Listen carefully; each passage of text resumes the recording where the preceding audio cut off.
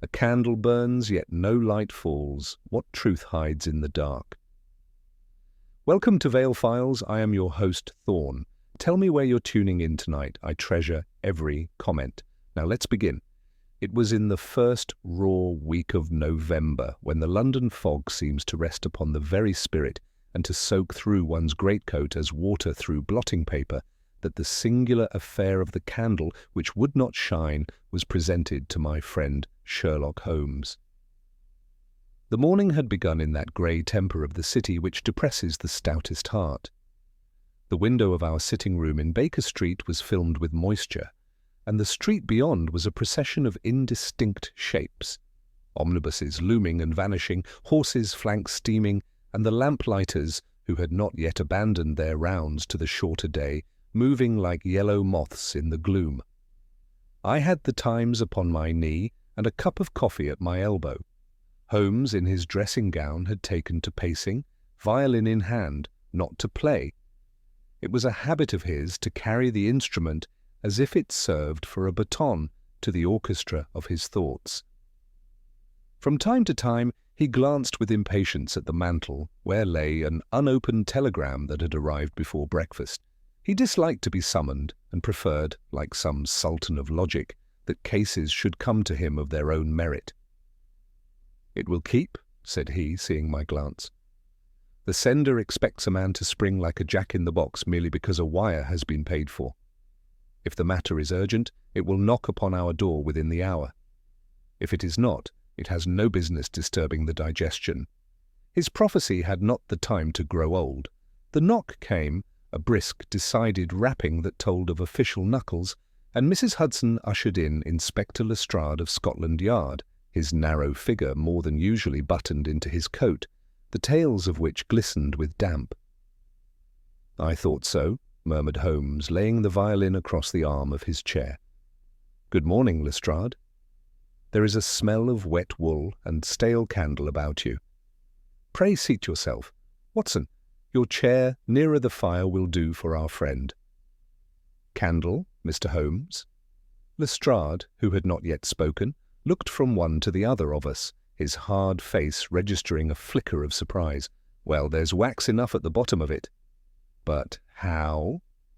"Your left cuff," said Holmes with that languid courtesy which so often concealed the swiftest dart, "has taken a small crescent of grease, paraffin, not tallow, and there is upon your right boot a pale streak which, when you shift your foot, adheres in the manner of wax, softened and rehardened. You have been examining something that dripped, Inspector, and since you are not a chandlery's runner, I will hazard a candle." Lestrade gave a short, involuntary laugh. "You're as uncanny as ever, Mr. Holmes." "It's true enough, and I shall be grateful if you'll be as free with your talent upon a matter that is like to be the talk of London by luncheon. Sir Alister Frobisher is dead. Sir Alister of the Treasury Commission, found in his study at Haverstock Hill this morning by his housemaid.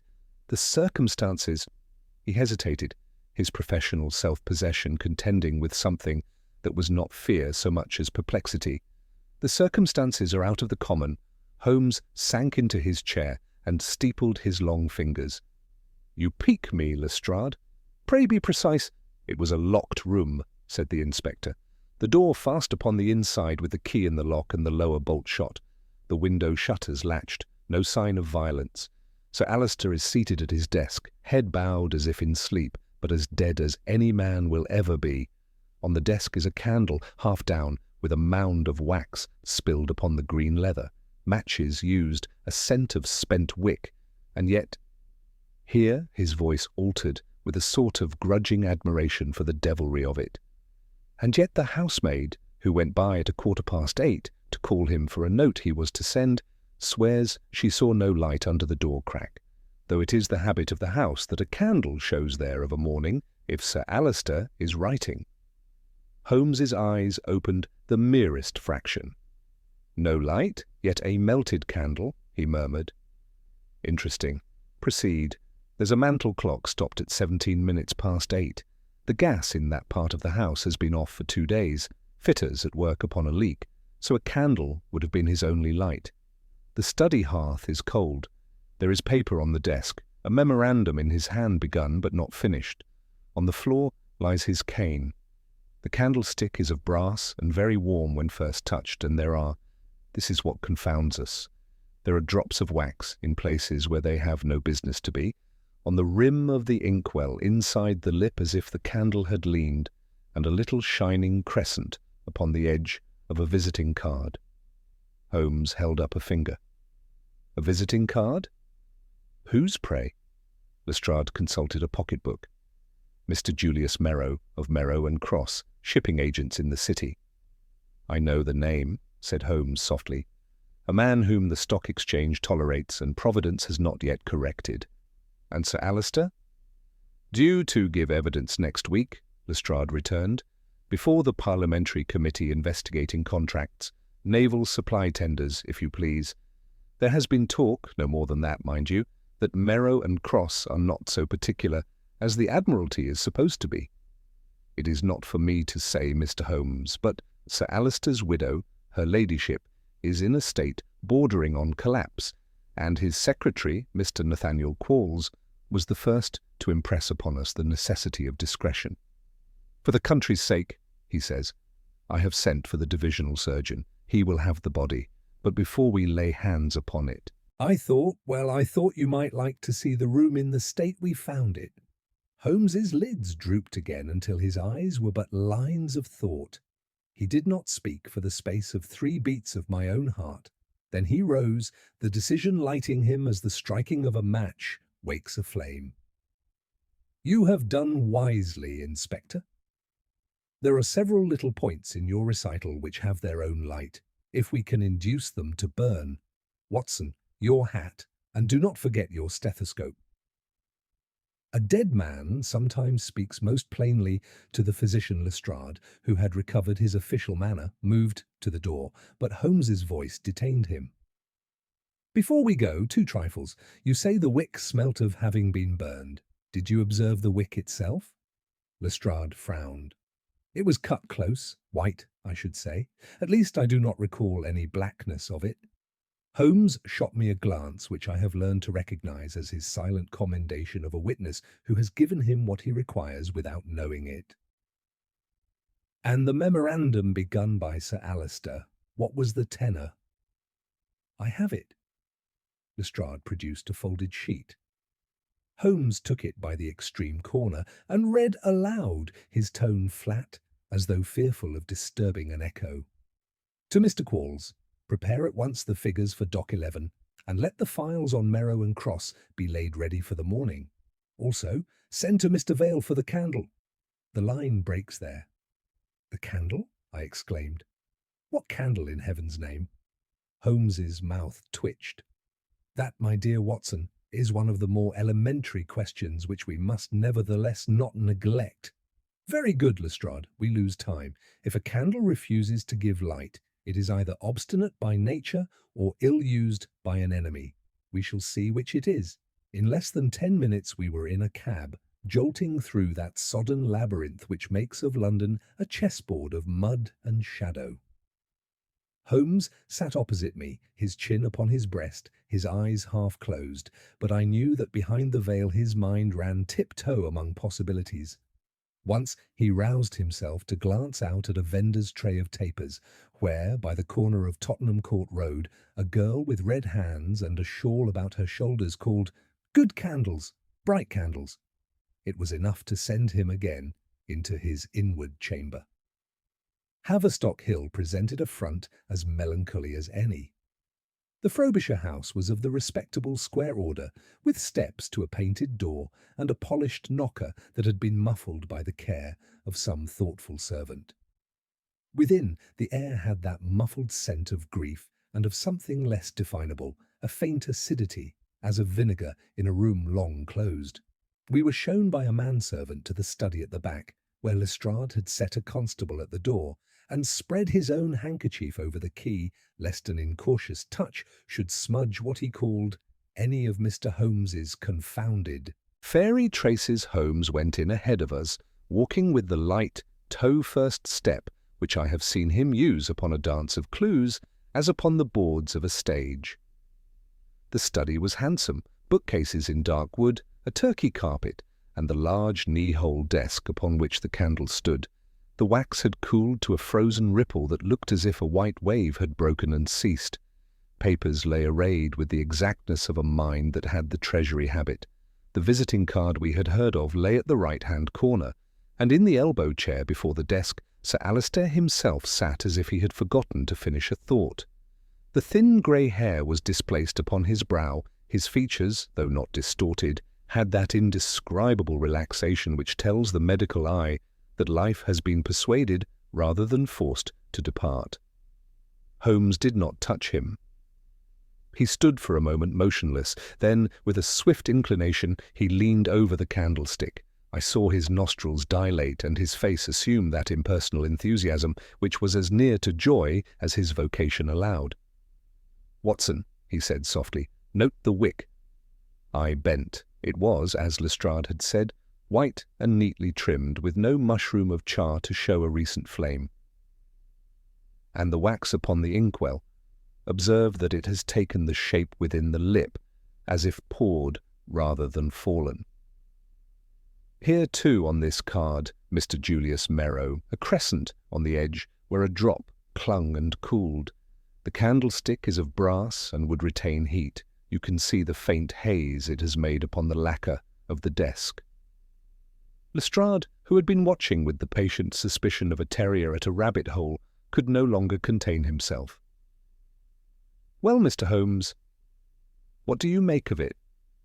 Holmes's eyes, which had been bright as a hawk's, turned suddenly grave.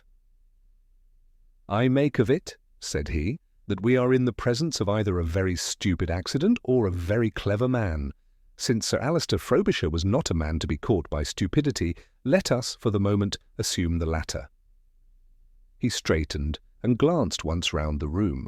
The cold grate, with a faint scatter of grey ash, no larger than a shilling. The window with its latch clean and unforced, the door with bolt and key, exactly as Lestrade had described. His gaze came at last to the small mantel clock, its hands arrested at 17 minutes past 8. "Time, like light," said he, "can be made to deceive.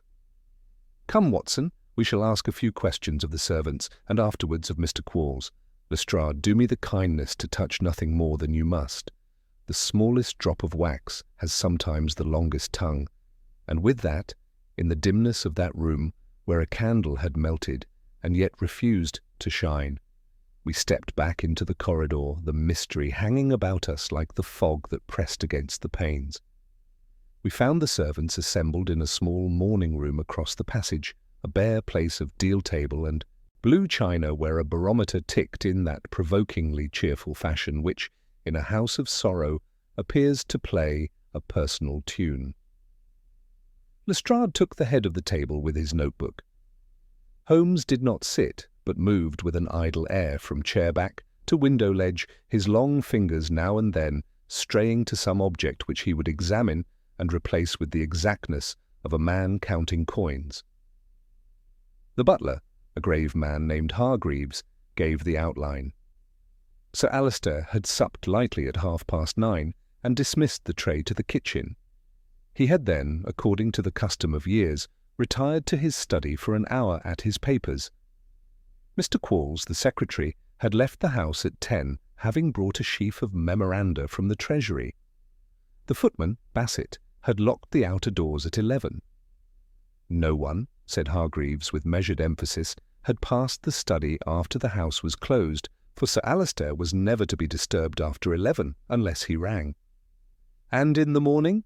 murmured Holmes.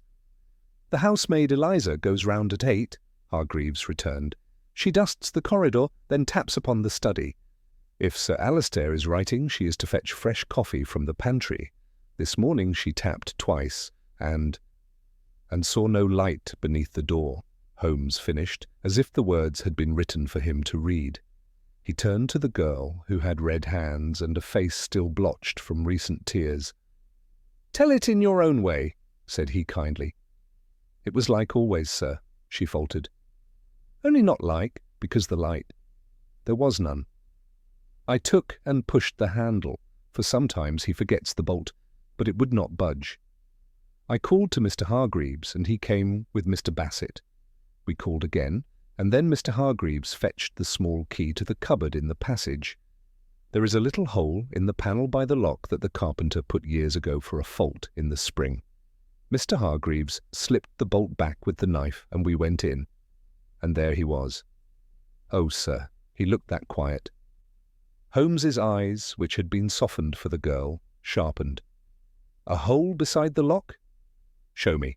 We returned to the study door. Hargreaves indicated, with some reluctance, a slit not much wider than a straw, cunningly cut in the moulding and invisible, save when one knew where to look. With a thin-bladed fruit knife, which he produced and held as gingerly as if it were a sacrament, the butler illustrated how, by sliding the steel along the slit and pressing the lower bolt, a simple tongue might be slipped back when it was not shot too stiffly. "I would not have it, sir," he protested, catching Lestrade's glance. "It was put in a time when Sir Alister was plagued by men calling with papers to sign, and he wished to let them in without rising. He never used it at night, that I'll swear." "Curious," said Holmes, and with that same idle air he knelt and laid his finger to the scuffed paint round the bolt-plate. I saw his nail pick from the edge a thread as fine as a hair, with at one end a minute bead gleaming like a dewdrop. "Wax," he murmured to me. "A trifling point, Watson, yet trifles are the ladder by which we climb. You perceive how a loop might be set, and with a jerk, so." He made the slightest movement, and the loop snapped, leaving the bead clinging to the paint. Someone has been learning our butler's little art from the other side. Lestrade, who had bent with him, made a sound expressive of irritation and unwilling conviction. "It proves that a man might have contrived to shoot or unshoot the bolt without entering," he said. "But the key turned and in the lock upon the inside." Holmes's answer was to produce his lens and examine the plate and wards with that rapt expression which in him replaced the shout of discovery in commoner men. "There is a fatty smear on the inner ward," he remarked. "Candle grease, no, not candle, paraffin from a match head. See here, a black grit in the grease, phosphorus. A common trick with thieves' boys, Lestrade. A key can be persuaded to turn by a pliant bit of wire from the keyhole if the lips of the wards be first made slippery. But in our case the turn must have been from the inside outwards." It is not beyond human ingenuity his lip curled at the corner. When rogues play conjurer, they forget that the audience contains, now and then, a conjurer. He left the door and drifted back to the desk. The candlestick, the inkwell with its lip frosted by the cooled wax, the visiting card, each came under the cold caress of his glance. He took up the card with the thumb and first finger, holding it away from him as if it were a moth's wing. "Mr. Julius Merrow," he read. "Observe, Watson, the crescent of wax upon the edge. It has striations as if formed by the rim of a vessel, some small lip touching it while liquid, and then withdrawn. A drop that falls from a flame is apt to make a tear with a tail. This has the smooth, poured look of a cautious hand. Also, note the little blur where the R in Merrow is thickened. The wax has crept beyond the edge and drawn the ink. Therefore the card lay upon this very spot when the wax was still warm." "You conclude, then," I ventured, "that the wax was not the honest report of a burning candle, but a stage property?" "I conclude," returned he, "that the candle has been used to tell us a falsehood. Whether it is the only liar in the room is our present entertainment." Lestrade had gone to the bell-pull. "I'll have Mr. Quarles in," said he. "If there's trickery with bolts and keys, the secretary's tale must be exact." Mr. Nathaniel Quarles entered with the promptness of a man whose nerves cannot endure waiting. He was a narrow person, dry about the temples, with a precise manner, and clothes brushed to a science. His eyes went, with a flicker like the point of a lancet, to the body in the chair, and then returned to Holmes's face as if he had decided in a fraction of a second that it would be wise to treat my friend as the court. "You were the last to see Sir Alister alive," Lestrade began. Qualls's lips tightened. "I left him shortly before 10, Inspector. He had finished with me for the night. He was writing a memorandum there on the desk, and he told me to return at 9 this morning. I came, and—" His throat moved. This. Holmes, who had fallen into his most languid attitude, regarded him from under his lids. "You are precise, Mr. Qualls. Precision is a virtue I greatly esteem. Pray be as precise with a small matter. The memorandum mentions, send to Mr. Vale for the candle." "Who is Mr. Vale?" "Sir Alister's valet," Qualls replied without hesitation. "Thomas Vale. He has served in this house for 15 years. Then why," Holmes mused, "does the memorandum speak of send to Mr. Vale for the candle, as if for something out of the common? A man ordinarily sends to his valet for his boots, but he does not commit it to paper." Qualls's face showed the faintest admission of perplexity. "Sir Alister had a habit," he said at last, "of sealing to himself certain periods of work. He would light, for those occasions, a particular candle which he kept in his dressing-room.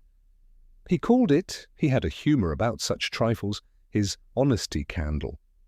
When it was burning, no one was to intrude. He had me time its consumption on 1 or 2 nights, to judge how long it gave good light. He was exact in such things. Holmes's eye glinted. "And did it give good light?" "It burned very clear," said Qualls slowly. "Spermaceti, I think. Mr. Vale procured it from a chandler in Holborn of whom he is fond. He would trim the wick with scissors before every use." Holmes glanced at the white, unblackened wick upon the desk. "Mr. Vale is in the house?" Hargreaves, who had hovered, drew himself up.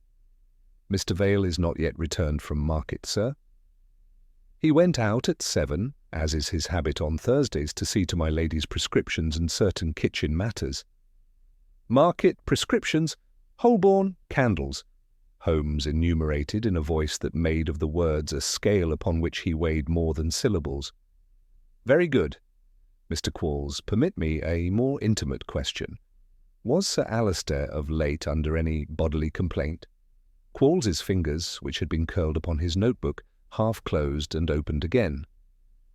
"A touch of his old palpitations last week, brought on by the committee work.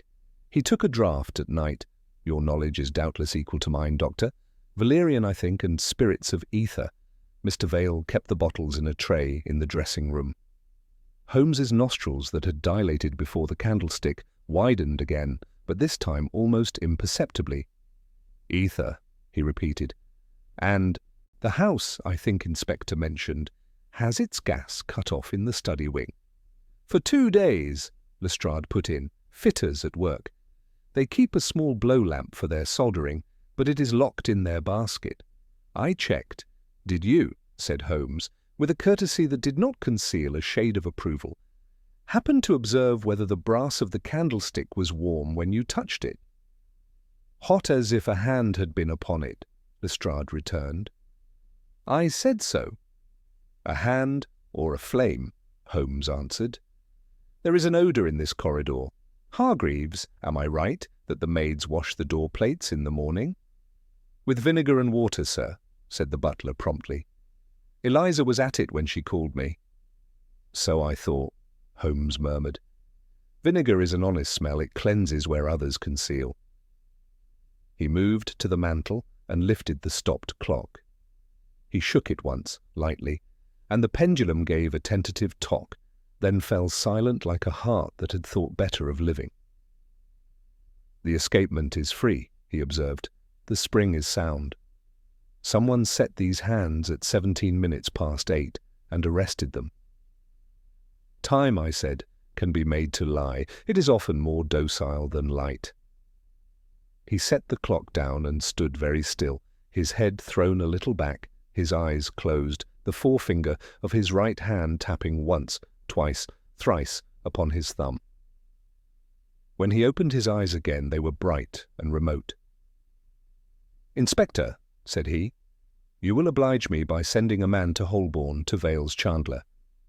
Get the name from Hargreaves. Inquire whether a candle of a peculiar sort has been supplied of late. One, for example, hollowed, or made with a wire, or adulterated with a substance not proper to its virtue. Have the man bring back any sample he can lay hands on. Mr. Hargreaves, you will take me, if you please, to Sir Alister's dressing-room. Watson, the body waits for you. There is a faint discoloration at the lips, I observed it, and you will tell me if the odour is what I think it is. Take your time. I went to my task with that solemnity which the presence of the dead invariably lays upon a physician. Sir Alister's pulse had told its last tale, but there were those oblique signs, the relaxation of the lids, the slight lividity at the angles of the mouth, that give the practised eye hints as letters give words. I bent close. There was a smell, delicate, evanescent, no vulgar spirituous reek, but something between sweet and acrid, which seemed to recede as I pursued it. It put me in mind, absurdly enough, of a hospital passage where anodynes had been handled, and a window imperfectly opened. I examined the hands, no scratch upon them, the nails clean, the right forefinger and thumb with a faint tackiness, as if they had lately touched some viscous fluid. The tongue showed no bite. There was no mark upon the skin to indicate violence. When I rose, Holmes was already at the doorway with a tray upon which stood 3 bottles, a glass, and a pair of small shears of the sort used for candle wicks. He had the look he gets when an hypothesis has found in the world something that nods to it. Ether, valerian, and chloral, he said, indicating in turn. Common enough allies for a harassed public servant. But note, Watson, the cork of the ether, freshly cut and yet with a narrow channel pressed into it by a tube. A dropper has been used which is not here. Do you suspect? I began, and he lifted his hand. I suspect that our candle has been asked to do more than shine. A candle, which gives no light, may yet give heat, if heat be applied to it, and heat may cause other things to move, to rise, to fall. Consider a wick that has not burned, a wax that has flowed as if a lamp had blessed it, a brass which holds warmth as the hand holds a secret, a clock that tells another man's hour. Add to them a valet who is not here when he should be, and a merchant whose card lies under a poured crescent. It is a pretty sum. Lestrade, who had reappeared in time to hear the last, made a face at the bottles. You're building castles out of bedroom physic, Mr. Holmes. I prefer doors and windows, Holmes repeated dreamily. We shall come to them. For the present, give me leave to play at carpenter. Hargreaves, a strip of black thread. Basset, that pocket spirit lamp you keep for sealing parcels. I saw it in the hall press, and you, Watson, will kindly open the window latch and look to the shutters with me. We will see how obedient wood and metal can be to a man who talks to them in the language they understand. If the scene appeared to Lestrade the merest nonsense, he concealed it with the patience that friendship and defeat had taught him. In 5 minutes, Holmes had the spirit lamp purring a small blue tongue upon the desk. He held the base of the brass candlestick above it, turning it as a cook might turn a fowl at the fire. Presently the wax upon the inkwell lip softened and ran like a snail. You see, he said quietly, a candle can be made to weep without ever having smiled. Now thread, if you please, so and through the bolt slit, thus. You will observe, Inspector, that what is possible to a cook is possible to a rogue. He drew the thread, the bolt slid with a docile whisper. He released, and the loop, pre-weakened by a touch of flame, broke and left behind its little bead of confession upon the paint. Lestrade's pencil made a grudging note. It's pretty, he growled, but pretty does not hang a man. No, said Holmes, it only shows you where he has walked. Come, Watson, Mr. Hargreaves's tray and Mr. Vale's absence interest me more than Mr. Merrow's card, at least for this quarter of an hour. When we have seen the dressing-room, we shall step out into the garden and let the soil tell us whether the fog last night was considerate enough to keep footprints. He paused at the door and looked back once at the still figure in the chair, the dead candle, the clock that had been persuaded to an untruth. Light and time, he murmured. If one man can make them lie, another can make them speak. Let us hear them. Holmes was the first to ascend the narrow flight of stairs that led to Sir Alister's dressing room. I followed close behind, noting how his eyes seemed to absorb each creak of the stair, each faint change of odour in the air, as though the very walls might be forced to confess if pressed aright. The room itself was modest for a man of Sir Alister's standing, an orderly chamber with a tall wardrobe, a washstand with porcelain basin, and a row of shelves containing bottles and trays arranged with military neatness. A faint tang of spirits lingered here, less domestic than medicinal, as if ether and cologne had mingled in the very wood of the place. Holmes moved without pause to the small tray upon which lay several phials, a measuring glass, and a corkscrew contraption of silver. He examined each in turn with the delicacy of a man appraising jewellery, sniffing lightly at the mouths of bottles, noting stains along their lips, and lifting one of the tumblers to the light to observe its film. He set down the valerian with a grimace of distaste, then pointed silently to a faint crust of dried white residue at the base of the ether bottle. "Do you perceive, Watson?" he asked in that voice which is less a question than a challenge. I bent closer. "It is not a clean bottle," I remarked. "The cork has been forced and reseated. See these irregularities about the rim? And this residue, it is not ether alone. There is a gritty texture." "Precisely," said Holmes. "Something has been added, and with haste. The cork bears no fresh knife cut, yet the channel in it betrays the pressure of a pipette. Sir Alister's draught was not wholly of his own prescription."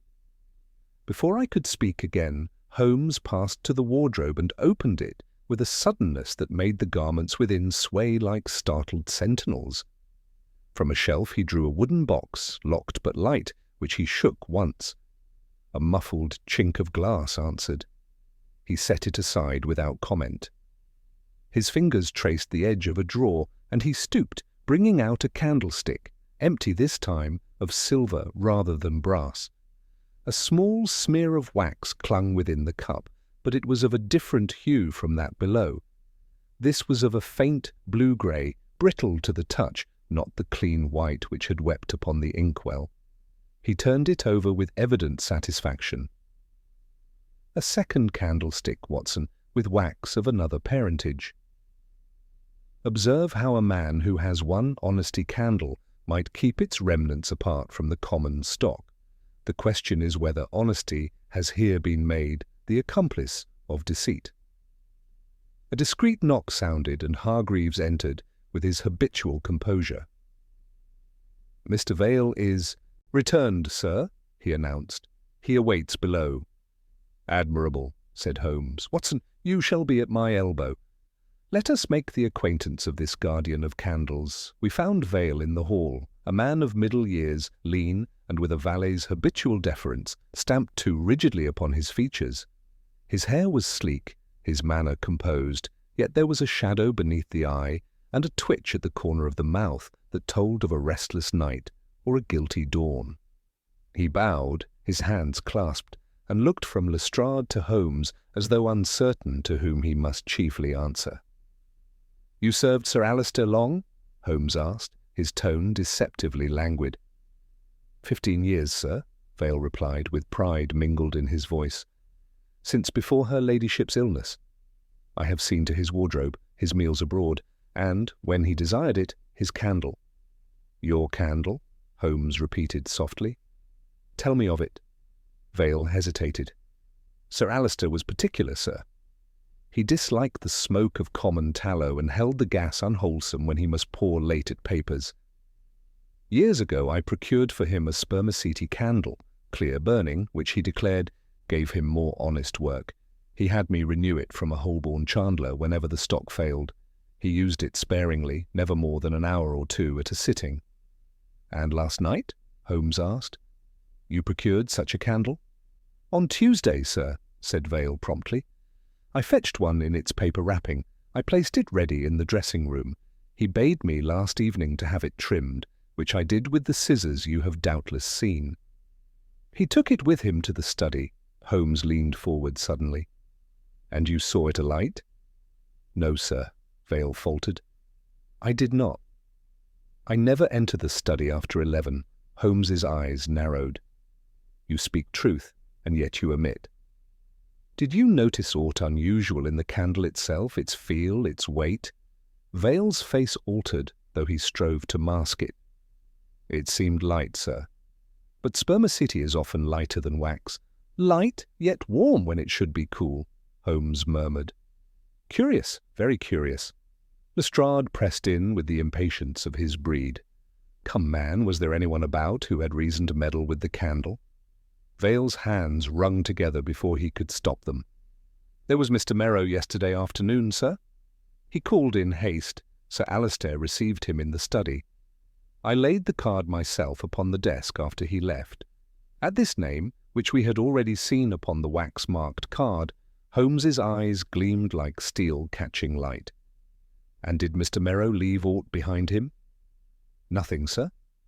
Only his words, which were heated. I heard them raised through the door as I passed. What words? Holmes's tone was abrupt. Vale shifted, uneasy under the intensity of Holmes's gaze. It was of contract, sir. He said something of ruin, and Sir Alistair answered of honesty. Mr. Merrow left in anger. Holmes straightened, his lips tightening in a line of thought. We have the candle, the card, the clock, the door, and now a quarrel. The pattern grows. Thank you, Mr. Vale. That will suffice for the present. We returned to the study, and Holmes stood long by the dead man, his gaze fixed upon the extinguished candle as though it were a sphinx, which might speak if only the right question were put. At length he turned to me. Watson, I would have your medical candour. Could Sir Alistair have succumbed to his own draught, an overdose of ether or chloral? It is possible, I said slowly. The signs at the lips suggest a narcotic vapour. But I saw no glass near him, no spoon or vessel that could have held the dose. And why the locked door, the false clock, the candle, which wept without flame? No suicide contrives such theatre. Holmes nodded. Just so. We deal not with despair, but with artifice, and artifice points to motive beyond self-destruction. Consider, Watson. Merrow leaves his card. Sir Alistair writes a memorandum naming both Merrow and the candle. The valet confesses to procuring the candle. The candle itself bears witness of a flame it never knew. Each piece of this puzzle insists upon being placed, though the picture is not yet clear. He stepped abruptly to the window and flung the shutters wide. The garden lay beneath, a square of sodden earth bordered by laurel and gravel path. Holmes leaned out, scanning every inch. Presently he gave a short cry of satisfaction and motioned me beside him. There, upon the gravel immediately below the study window, were prints faint but discernible. A man's shoe, narrow in tread, and beside it the mark of something dragged lightly, perhaps a cane. The fog had preserved them in the damp surface, though another hour might have blurred them past recognition. Lestrade, Holmes called, you will station your man to guard these impressions. They are fresher than Sir Alistair's death and may speak more plainly. Watson, note the distance from the sill to the ground. It is 12 feet, no more. A man could drop with ease, but could he ascend without noise? That too we must ask the laurel bushes. He withdrew, his face alight with that curious fervour which seized him when the web began to disclose its pattern. We are close to the hinge of this affair, he said. There remains only to discover what precise service that candle was meant to perform, and why Sir Alistair wrote its name in his last memorandum. When we have the answer, Watson, we shall know whether we hunt a clumsy rogue or a mind as subtle as any in London. Thus the shadow of the candle lengthened, not in light, but in mystery, and the case pressed forward into darker channels. Holmes was not a man to waste time when a clue lay warm upon the ground, and I had no sooner noted the prints below the study window than he was down the stairs and out into the garden. Lestrade and I followed, the inspector muttering in his collar that footmarks were all very well until a shower of rain wiped them away. Holmes was already bent over the gravel, his lens close, his long frame drawn out like a greyhound intent upon the course. He did not speak for some minutes, but traced with a delicate forefinger the outline of the print, then measured with his stick the depth, the length, and the angle at which the heel had struck. "A light man, Watson," he said at last, "but not a servant. See how the heel is narrow and the welt stitched, not nailed. A bootmaker's work for the city, I should say. The cane mark, too, is curious.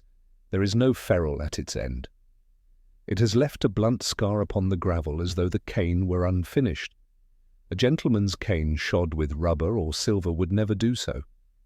I think, Lestrade, that we look for a man of means, careless of details and not unwilling to hazard his dignity by clambering bushes in the fog." He moved to the laurel hedge and thrust aside the wet leaves. Several were bent downward and bore small tears, as if a body had brushed them with haste. He pointed to a faint smear upon the branch, a whitish streak that glistened against the green. With a handkerchief he collected it and held it to his nose. "Wax, Watson?" A candle's wax rubbed from a man's pocket or sleeve. Our phantom visitor carried with him more than one lightless taper.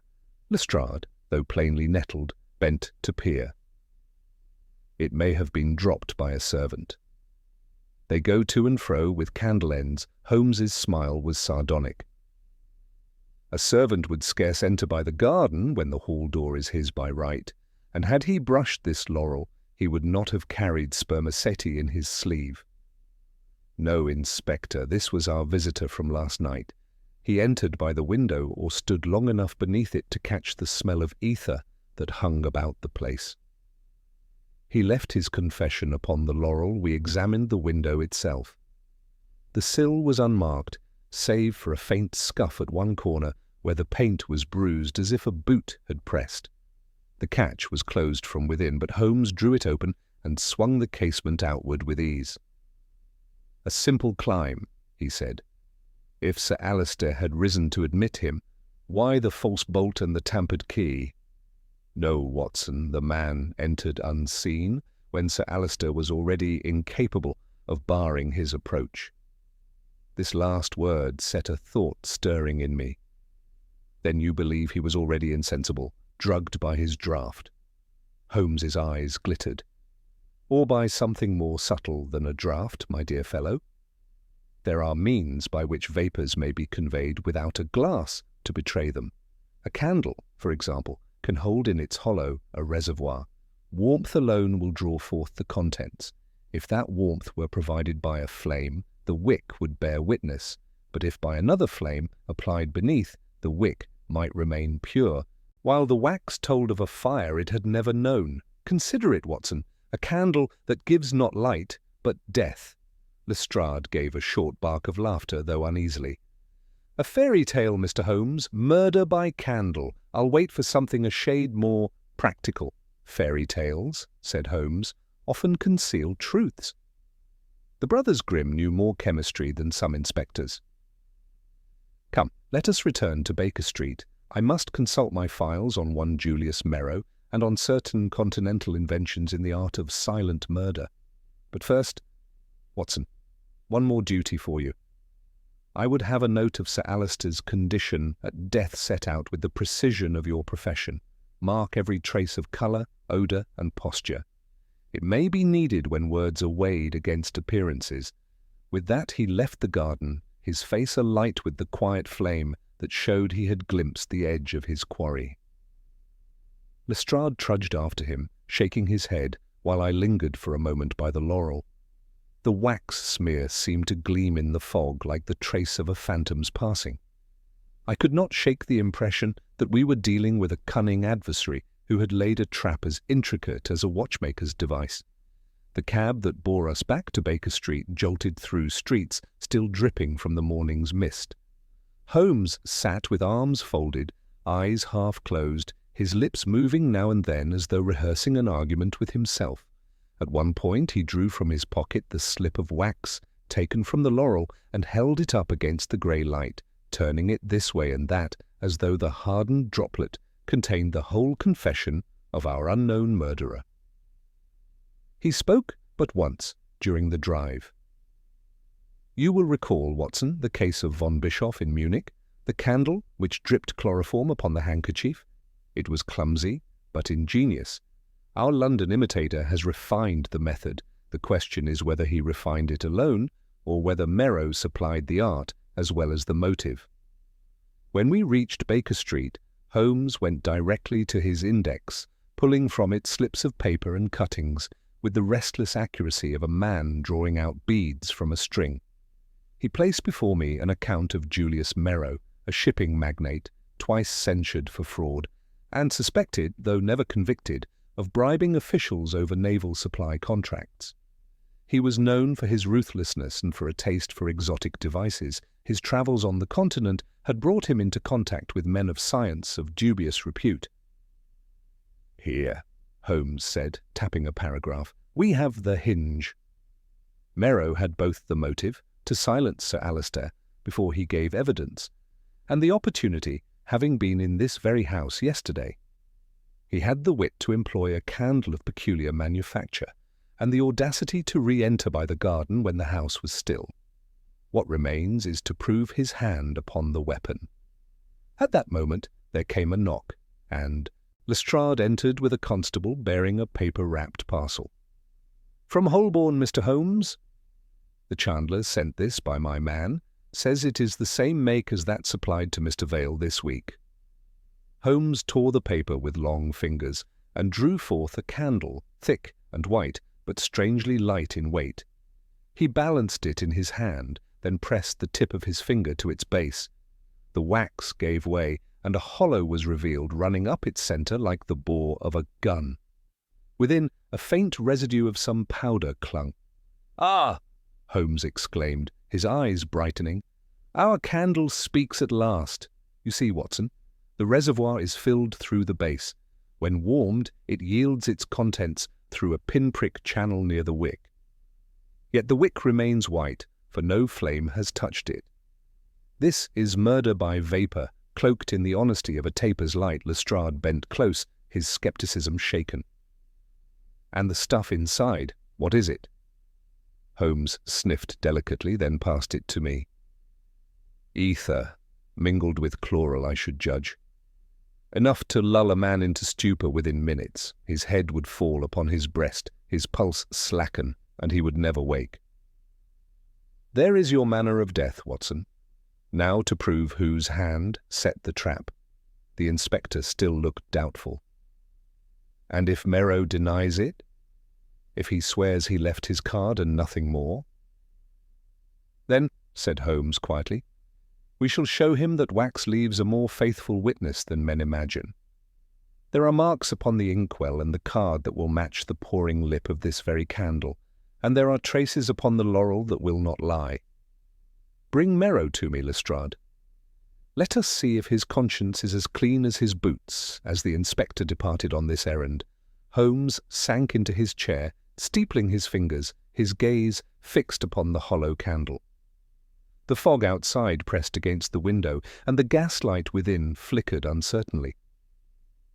It seemed to me that the room was filled with the ghostly presence of Sir Alistair, who had trusted too much to an honesty candle that cast no light. I felt then, more keenly than ever, that we were upon the track of a man who wielded science as a dagger and who had thought to leave no trace. Yet in Holmes's hands, even the silence of a wick could speak volumes.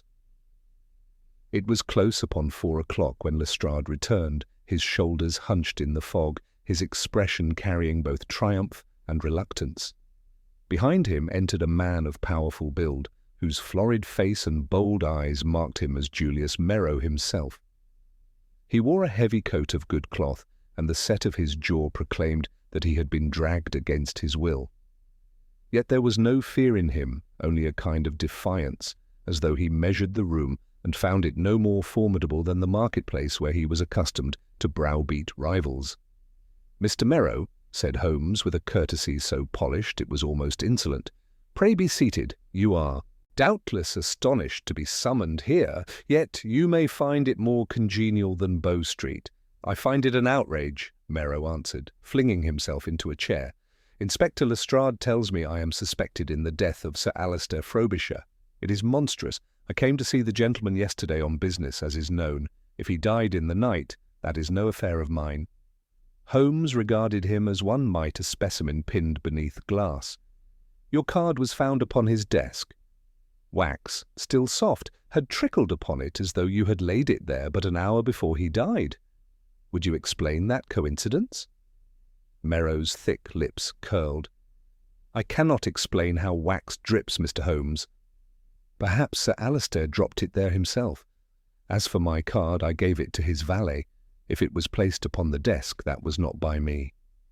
Holmes leaned forward, his gaze unblinking. And yet the wax upon that card has drawn the ink of your very name, showing it was still wet when it touched. You deny you were in that room after 8 o'clock? Most certainly, Merrow snapped. I was at my club from then until near midnight. There are a dozen men will vouch it. Holmes's voice softened, as if he spoke to a child. And did you carry with you to your club a candle? A hollow candle, light in weight, made by a certain Holborn chandler? For I have one here, its bore lined with ether and chloral that answers too well to the marks upon Sir Alistair's desk. For the first time, a flicker passed across Merrow's eyes, a quick narrowing that betrayed more than his words. He recovered instantly, throwing back his head with a bark of laughter. A candle? What nonsense is this? You waste your time with fairy tales, sir. I sell ships, not wax tapers. Holmes ignored the protest. He rose and with a deft movement placed upon the table the brass candlestick from Sir Alistair's study beside the hollow candle from Holborn. He touched a match to a spirit lamp and holding the candlestick above the flame caused the wax to melt once more, dripping with sinister slowness upon a fresh card placed beneath. A pale crescent spread along the edge, identical in shape to that which had marred Merrow's own card at Haverstock Hill. "Observe, Inspector," Holmes said. "The same arc, the same striation. The candle confesses more plainly than the man Lestrade grunted approval, but Merrow's face hardened. "Conjuring tricks," he spat. "Do you think to frighten me with schoolboy chemistry? There is no proof here that I set foot in that house last night." "Proof, sir," said Holmes quietly, "is a matter of proportion. We have your quarrel with Sir Alistair overheard by a servant, your card bearing wax that matches this very candle, a footprint and cane mark beneath his study window, and a smear of spermaceti upon the laurel where you brushed in your haste. Each alone may be explained. Together they form a chain that would hang a bishop." At this Merrow started up, his fists clenched, but Lestrade's men were upon him in an instant. He subsided, glaring about him like a trapped bull. Holmes did not so much as raise his voice. "You will forgive me if I do not yet call you murderer, Mr. Merrow? It is not my custom to leap before I see the ground. There remains a question. Was it you who contrived this device, or another? If another, who supplied you? For I perceive in the workmanship a certain foreign hand." Merrow said nothing, his jaw set tight, but his eyes betrayed a darting unease. Holmes observed him with the calm of a naturalist noting the flutter of a specimen's wings. "Take him to Bow Street, Inspector," Holmes said at last. "Let him cool his ardour there. I do not yet ask you to charge him. I ask only that he be kept within call. There is a missing piece still, and when it falls, the whole will be plain." Merrow was led away, cursing in a low growl that carried little conviction. The room fell silent, save for the crackle of the fire. I turned to Holmes, who stood motionless, his gaze fixed upon the hollow candle. "You are not satisfied?" I asked. "Not yet, Watson," he replied. "We have the hand, but the mind eludes us." Merrow had the motive and the means, but I doubt his imagination would stretch to such contrivance. The hollow candle, the false clock, the trick with the bolt, these savour of a subtler brain. Merrow is brutal, but not ingenious. He strikes with his fists, not with chemistry, and yet the wax, the card, the footprints point to his presence, assuredly, but presence is not authorship. I suspect he was more pawn than player. There is another who supplied the instrument, perhaps even directed its use, and it is that man I must unmask. At that instant, a cab drew up outside, and after a moment, the door opened to admit Hargreaves, the butler, pale and agitated. He held in his hand a folded paper. "Beg pardon, Mr. Holmes," he stammered, "but in searching Sir Alister's writing table for her ladyship's keys, I came upon this. It was thrust beneath the blotter." I thought it of moment. Holmes took the paper with eager fingers. It was a note, hastily scrawled in Sir Alister's hand, dated the very evening of his death. The words were broken, the lines uncertain, as though written in great agitation. "Quarles, if aught befall me, look to the contracts of Dock 11. Merrow presses hard, but he is not alone. There is another, nearer than he. The candle is but the beginning." The pen had trailed off there into a blot. Holmes's eyes gleamed as he handed the paper to me. "You see, Watson? Sir Alister himself warns us. Merrow was but the visible hand. The true adversary stood nearer, nearer even than his enemies in the city. Dock 11 Quarles the candle. Each points inward, not outward. I must see the secretary again." He paced the room, his brows drawn, then wheeled suddenly. "Lestrade, keep Merrow under lock. But let no hint of this note escape. The real danger lies in the man who has not yet been named.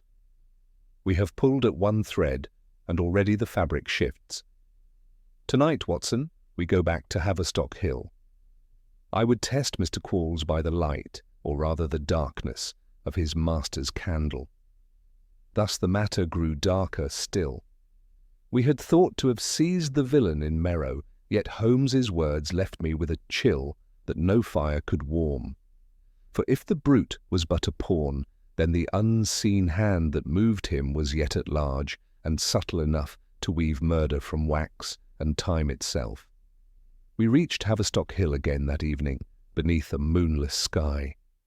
The fog had thinned into a mist that hung in threads across the street lamps, and the Frobisher house loomed with that desolate hush which settles over homes where death has entered. Holmes strode ahead with his rapid, toe-first gait, his cloak drawn close, while I followed, Lestrade beside me, grumbling of wasted time and warning that Lady Frobisher's patience was nearly spent. But Holmes would not be gainsaid. His mind was fixed, and when his mind was fixed, no living man could divert it. Mr. Quarles met us in the hall, his dry features paler than in the morning, yet his manner as precise as ever. He bowed us in with an air of forced composure. Holmes studied him for a moment, saying nothing, then turned to Hargreaves. "The study, if you please, and bring us the candlesticks from the dressing-room, also the scissors used for trimming the wick, and if Mr. Vale is within reach, I would speak with him too." Quarles made a small gesture. "Mr. Vale is indisposed, sir?" The shock has overcome him. He has taken to his bed. Holmes's eyes narrowed. "Ah, then we shall not disturb him for the moment. It may be that he will feel better when he perceives the danger lies not with his nerves, but with his loyalty." The butler ushered us into the study. The body had been removed, but the room retained the faint, sweet, sickly tang I had noted before. The desk remained as it was, save that the incriminating card had been sealed away. The brass candlestick, cool now, stood upon the leather blotter. Holmes moved to it at once, his fingers caressing the metal as though reading its surface. He then placed beside it the hollow candle from Baker Street, and in the silence of the room the resemblance was too plain for denial. "Mr. Quarles," Holmes said suddenly, turning upon the secretary, "you served your master with diligence."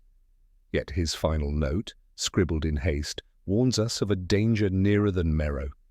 Would you care to explain why Sir Alister should think you complicit? The man stiffened as though struck. Me? Complicit? It is an insult, sir. I devoted my every hour to Sir Alister's service. If he wrote my name, it must have been to direct suspicion away from me, not toward. I am his shield, not his betrayer. Holmes's gaze did not waver. So you would have us believe.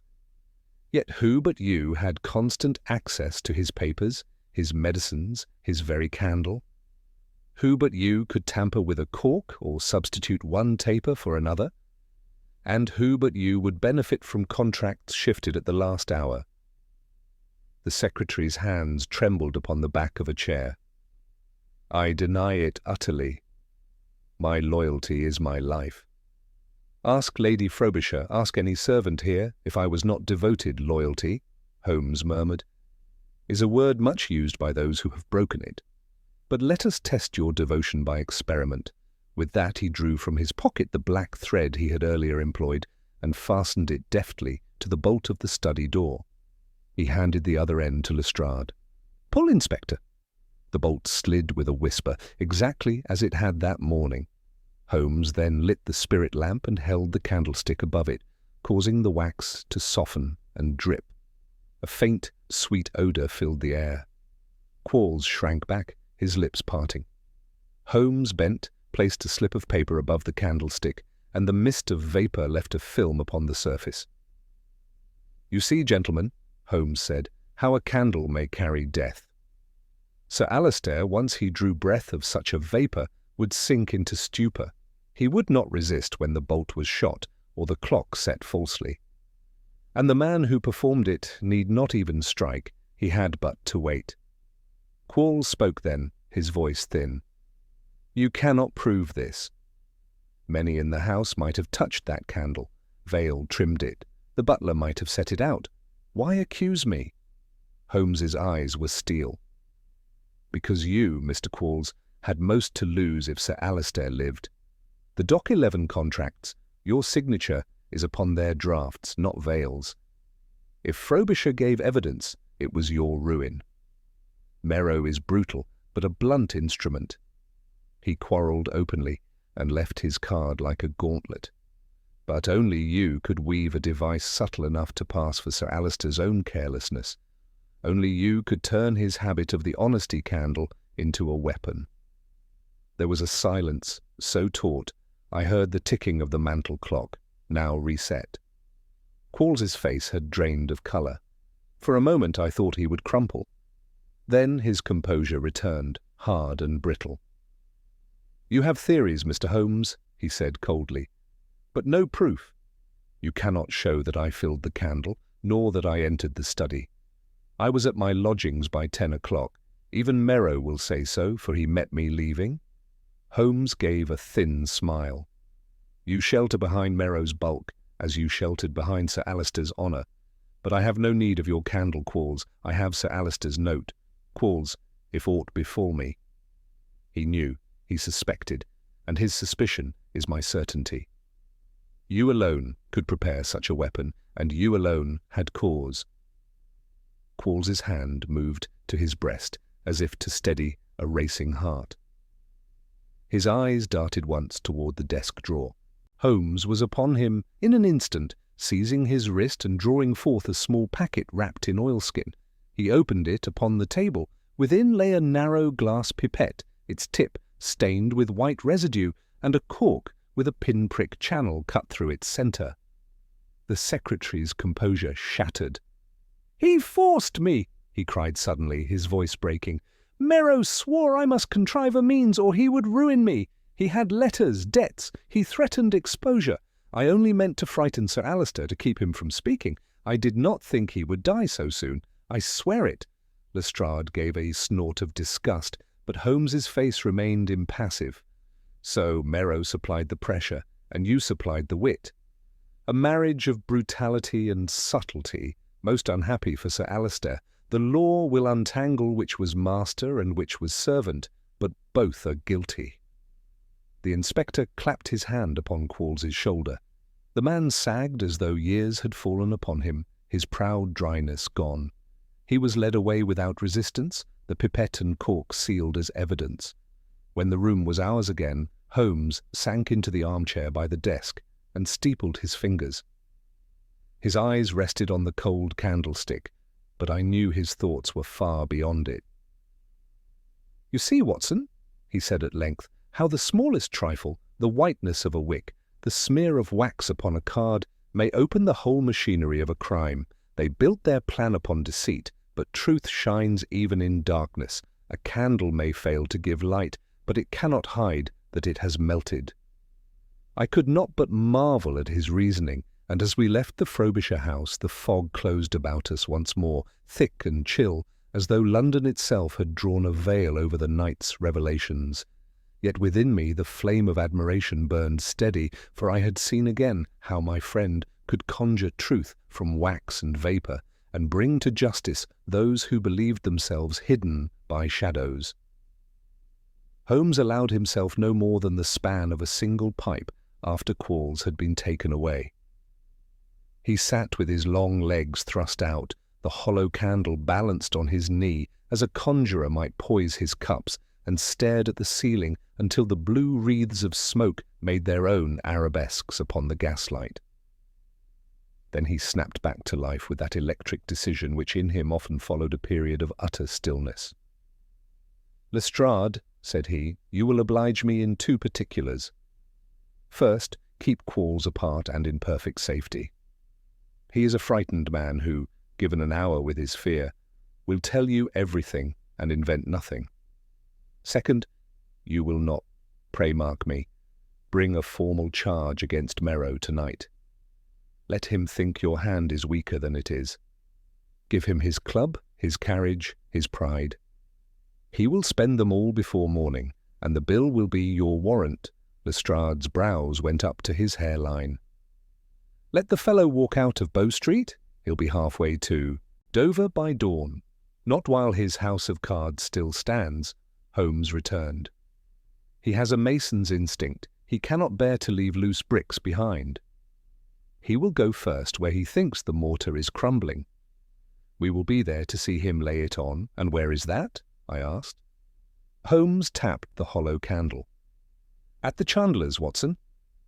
The man who could supply such a thing keeps books. The page that bears the order is the stone Merrow most wishes to remove. You will come with me. I may require a respectable medical gentleman to remonstrate in a doorway while his disreputable companion goes round to the yard." In less than an hour we were in Holborn, that thoroughfare which at any season seems a river of wheels and voices, and which at night has a furtive life of its own in the alleys that run from it like drains.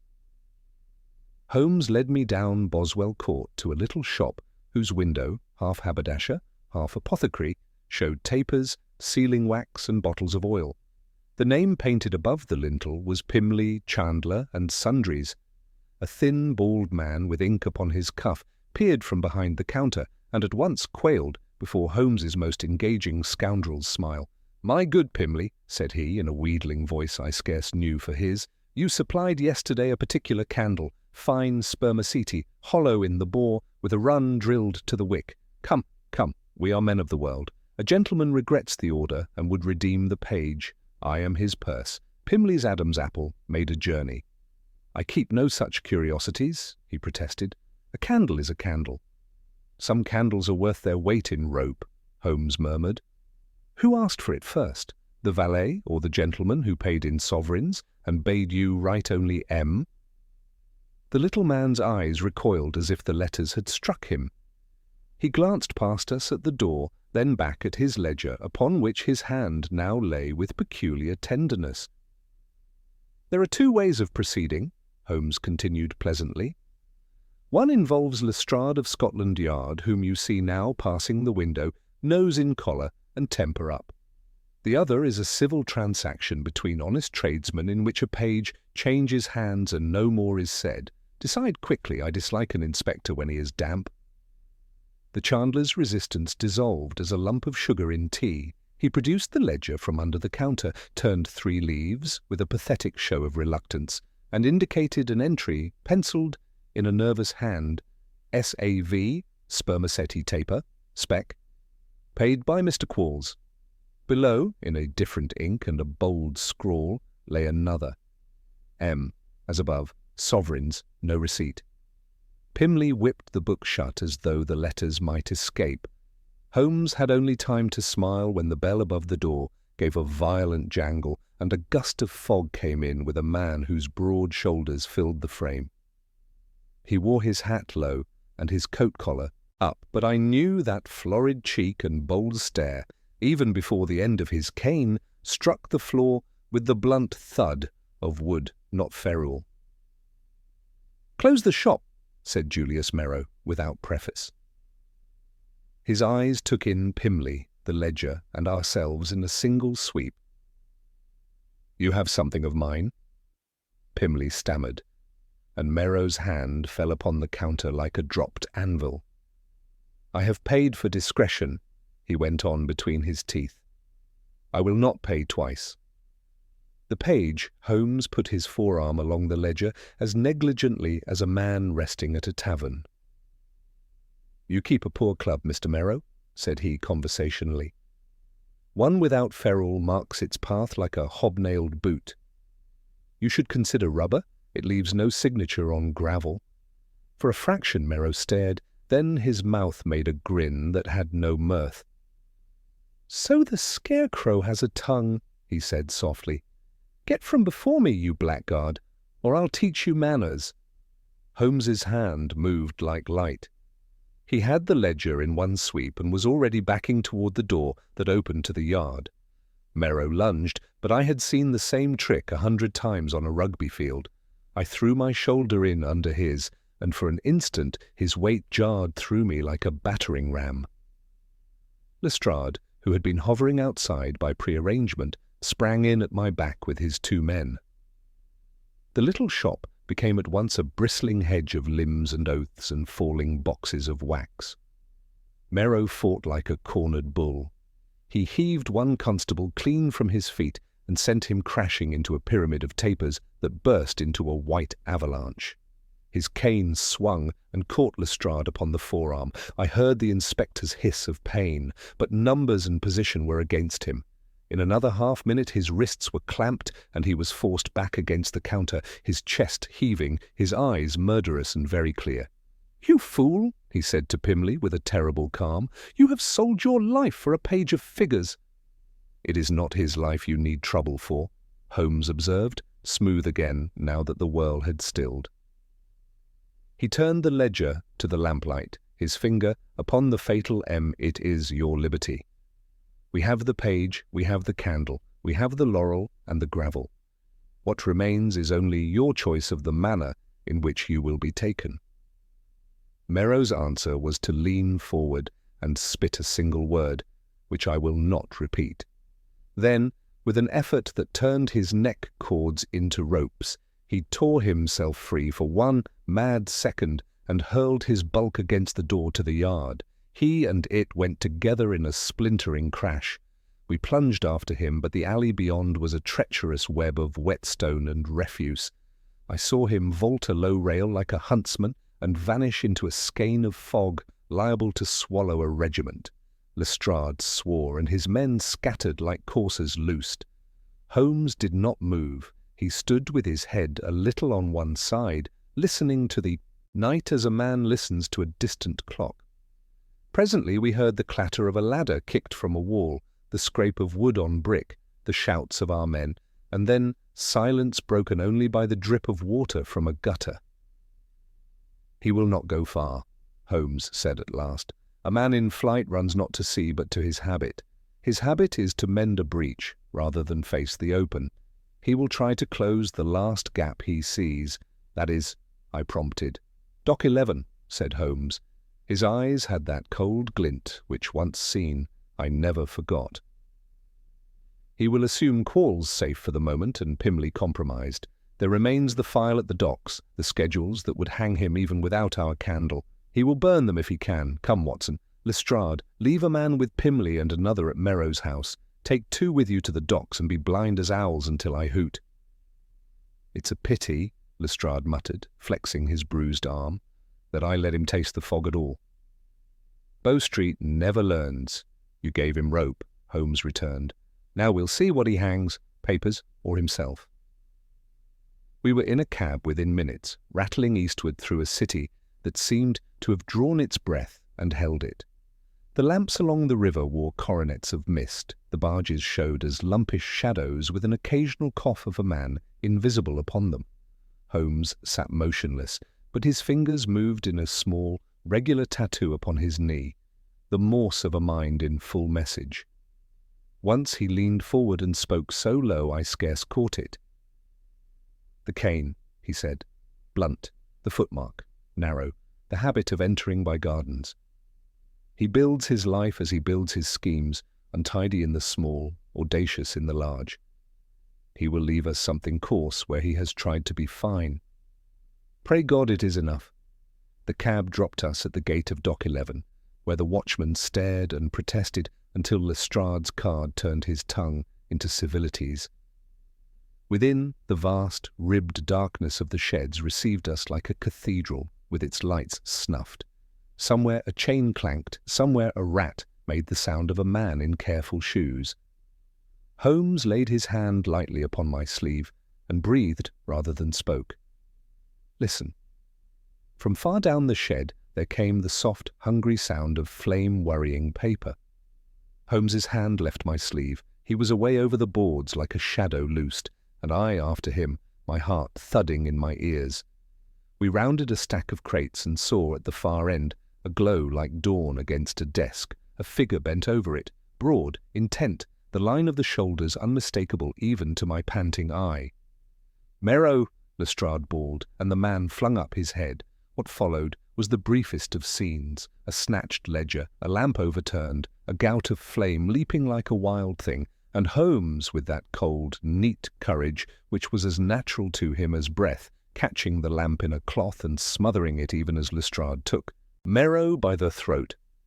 It was over in a handful of seconds.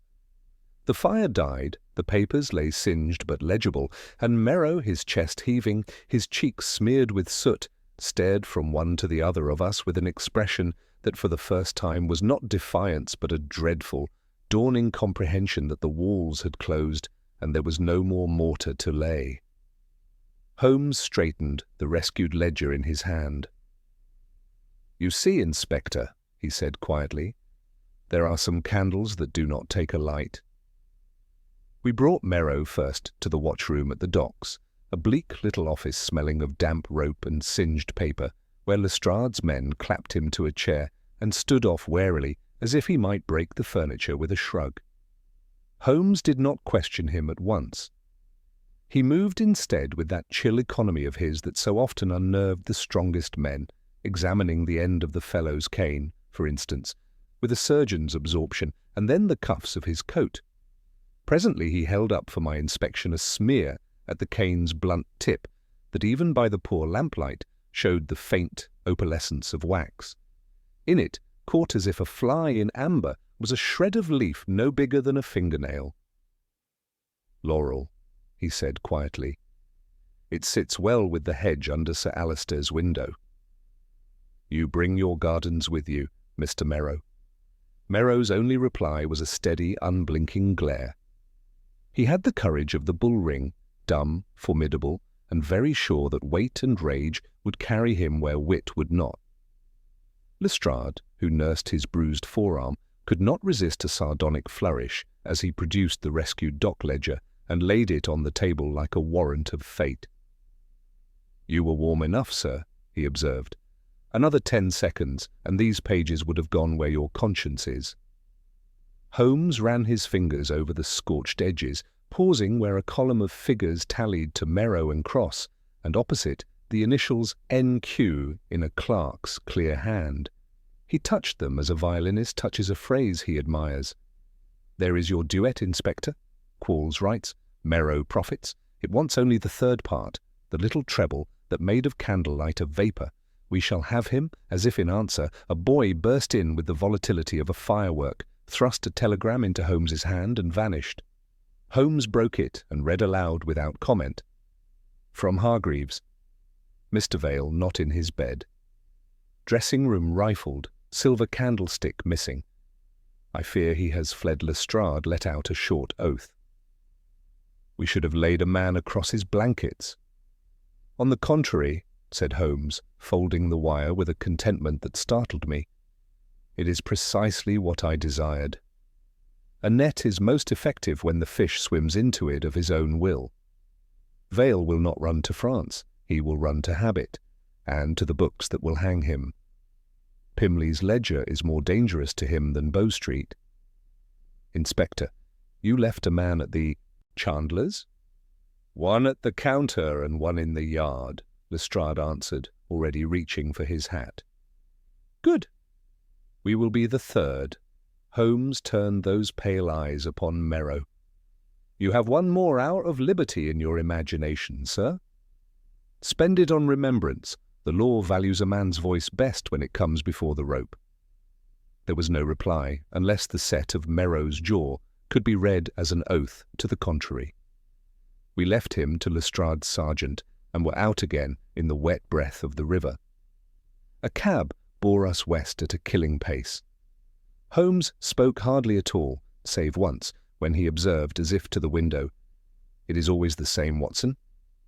The blunt man will strike, the subtle will persuade, but it is the small, frightened implement who runs about in the dark and scatters traces like seeds." Pimley's shop showed a feeble glow behind its blind. The constable at the corner stepped out when he saw us, a shadow detaching from fog. "Your man came," he whispered. "The valet." Slid along the wall like a cat. He tried the front, then went round. Tom has him in the yard, unless he's sprouted wings. Holmes lifted a hand, and we moved with him through a gate where a stink of tallow and wet wood met us. In the dim space between shed and wall, a figure wrestled with a bolt. Another struggled to hold him without using the truncheon that would raise a cry. Holmes crossed the ground in 3 noiseless strides and set his hand upon the prisoner's shoulder as one might lay it upon the head of a child. "Gently, Mr. Vale," he said, and the voice was so unexpectedly kind that the man's resistance melted as if heat had been applied. In the smear of lamplight he looked older by 10 years than he had in the Frobisher Hall, cheeks fallen in, hair awry, eyes with the hunted shine of a creature that hears the hounds on both sides of the hedge. "I only meant to see," he gasped, "to see what they had written. If they had put my name—" "They had put your initials often enough," Holmes answered, and turned his head a fraction toward the blind window. "Come inside where the ledger can tell you the truth." Pimley, roused by the commotion and perhaps by dreams in which ledgers sprouted teeth, unlocked with trembling hands and let us into that narrow kingdom of wax and string. Lestrade arrived behind us at a run that did nothing to improve his temper. Holmes did not waste it. He laid the open book under Vale's eyes and indicated the unhappy page we had seen. First, the entry in Qualls's hand, then the bold scrawl of the sovereigns that had bought silence for M. "Between these two," said he, "is your whole night's work. You procured the honest candle for Sir Alister many times. On this last occasion, your master's secretary used your custom to smuggle in a dishonest one. Did you trim the wick, as always?" Vale's mouth worked. Then the truth tumbled out of him in a rush that had all the miserable plausibility of ruined men. "He gave it me in a paper, sir. Mr. Qualls did. He said Sir Alister had asked for another of the same, a special taper. I thought no harm. I set it in the brass and clipped it square with the shears as I ever did, but it felt strange in the hand, light, and when I picked it up later, warm. I told myself it was my fancy. I would have sworn by Mr. Qualls with my last breath." His voice broke on the name. "And now my throat is in their hands." Holmes's expression did not alter, but I, who knew his ways, detected that minute relaxation which told me a piece had fallen exactly where he had foreseen it. "When did you discover your danger?" "This morning," Vale whispered, "when I heard the word candle on the inspector's lips, and saw Sir Alister dead as a stone in his chair. Then I ran to the dressing-room, and the silver stick was gone, because I had hidden it hours before, thinking, God help me, that it would be thought I had changed the taper. I meant to carry both to the river tonight and be done. But then I thought if Pimley's book said my name—" He flung a hand weakly toward the ledger, as if the ink there could strike him down. "It says enough for the magistrate," Lestrade growled. "You'll come with me." Running to tear pages out of books is not the way to clear an honest man. Vale sagged. I will tell all, sir. Mr. Quarles bid me say nothing, that the law would twist it. He said Mr. Merrow had the courts in his pocket. He said— The wretched man faltered, and his face took on a look that chilled me, for I had seen it too often in the wards. The look of one who sees a knife where there is no hand. He said if I spoke he had friends who would make me quiet. Holmes's hand, still resting lightly upon the other's shoulder, tightened the least shade. You have chosen the right room to speak in. No friend of Mr. Merrow's will cut your tongue while Lestrade and I stand within arm's length. You shall tell your tale tonight at Bow Street, and tomorrow you shall sleep where bolts shoot from the inside. He straightened and turned to the inspector. There is our treble, Lestrade. The instrument, the motive, and the hand. If you have a shred of pity among your regulations, give this poor devil a pen and let him set down the sequence while fear lends him accuracy. Terror fades, truth blurs with it. Lestrade, who has more heart than he allows his jaw to admit, nodded grudgingly and barked for paper.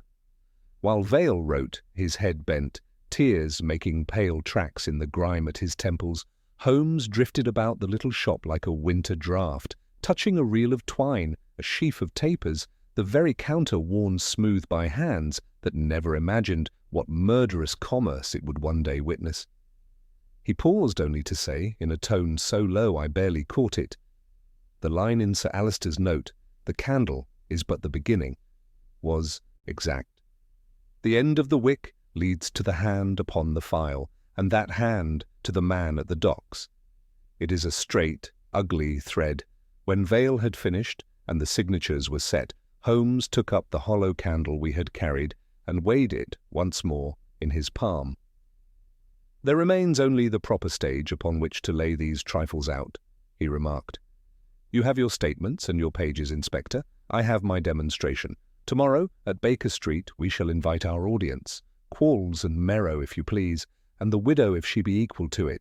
Light and time have lied for them. They shall tell the truth for me. He looked then, not at us, but beyond us, as if already arranging the positions of men and objects upon that invisible chessboard he alone could see.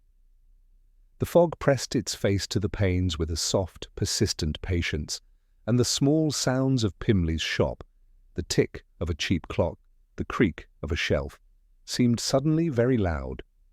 It came to me then, with a prickling of the scalp, that the case had turned, the pursuer had ceased to follow, and had begun to conduct, and the next movement would end with the closing chord.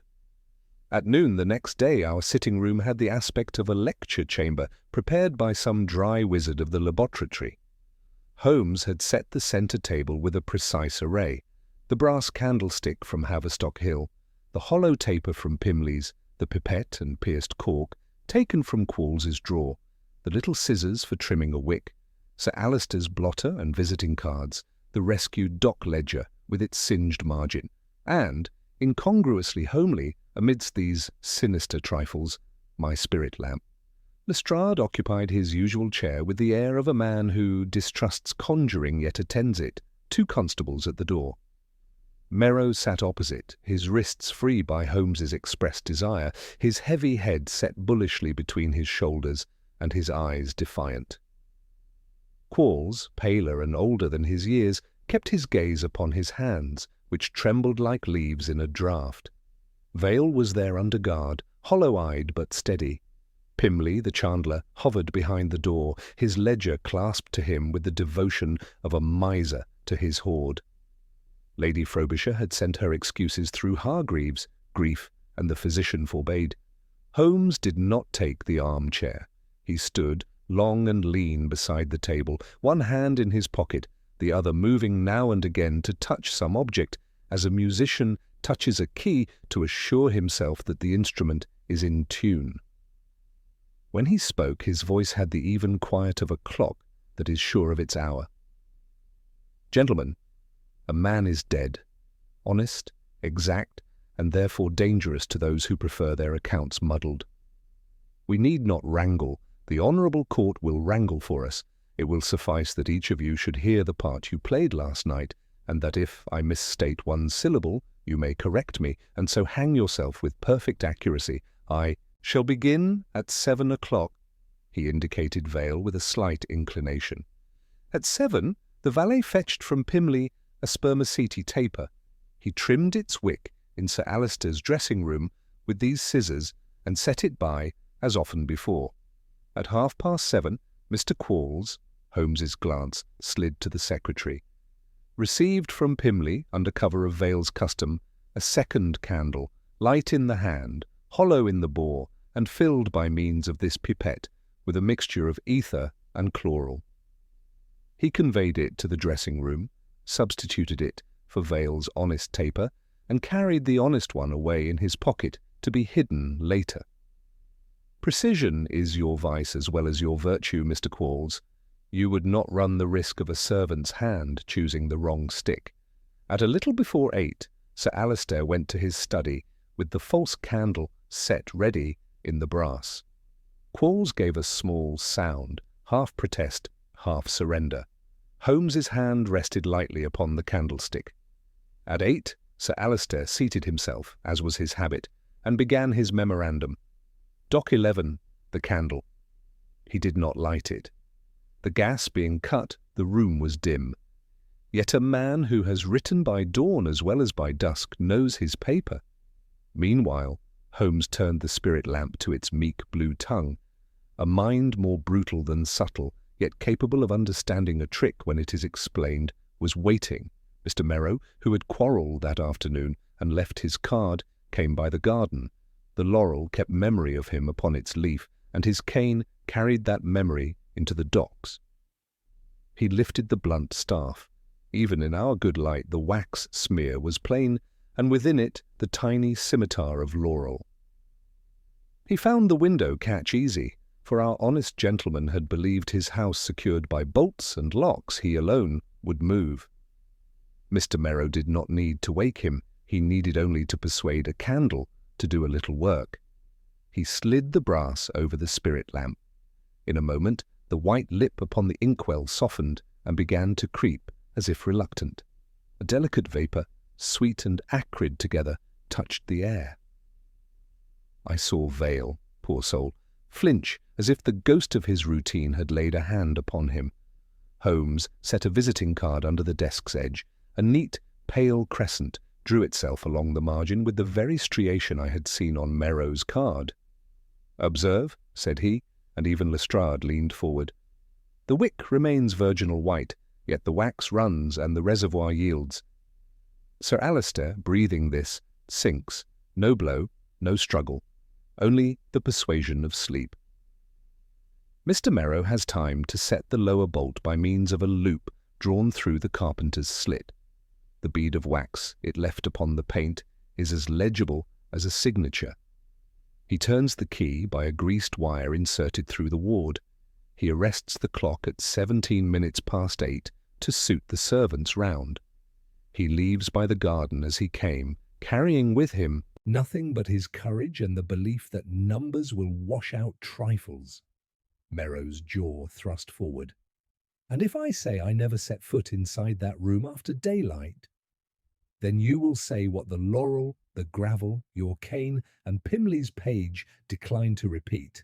Holmes returned, without heat. He turned to Quarles. "As for you, sir, your part is earlier and later. Earlier in contriving the instrument, later in the coward's arithmetic, by which you hid the honest silver stick and told yourself that silence was prudence and that a gentleman drugged only sleeps. The pipette and its cork came from your drawer, not Vale's. Their mouths bear traces of your valerian bottle. You moved in a world of draughts and doses. You knew to a scruple what vapour would do in a closed room." Quarles's voice was a paper scraping a desk. "I meant to delay him, only that. To frighten him into postponement. He was ill of late, a night's swoon." Holmes's hand lifted and fell, a judge's gavel in miniature. "You measured a man's breath as you measured columns?" The law will have its phrase for your intention. Mine is enough. You prepared, Mr. Merrow applied. Between you, honesty burned without giving light. Lestrade made a low sound of satisfaction and scrawled a line in his notebook. Holmes was not yet done. With a motion as neat as the snap of a blind, he set the candlestick aside and drew the dock ledger toward him, opening at the singed leaf. Since men will always ask why when the how is plain, here is your motive in accounts, which is to say in character. Here, Merrow and Cross. Here, NQ in the clerk's hand. Here the schedules by which inferior rope masquerades as admiralty stock, and a nation's ships wear their own halters. Dock 11 would have swung you both sooner than any judge. Sir Alister meant to speak. The candle was to unteach him speech. Merrow's great hands tightened upon his knees until the knuckles stood like pebbles. If the fellow had kept his sermon for his club, we should all be dining, he muttered, more to himself than to us.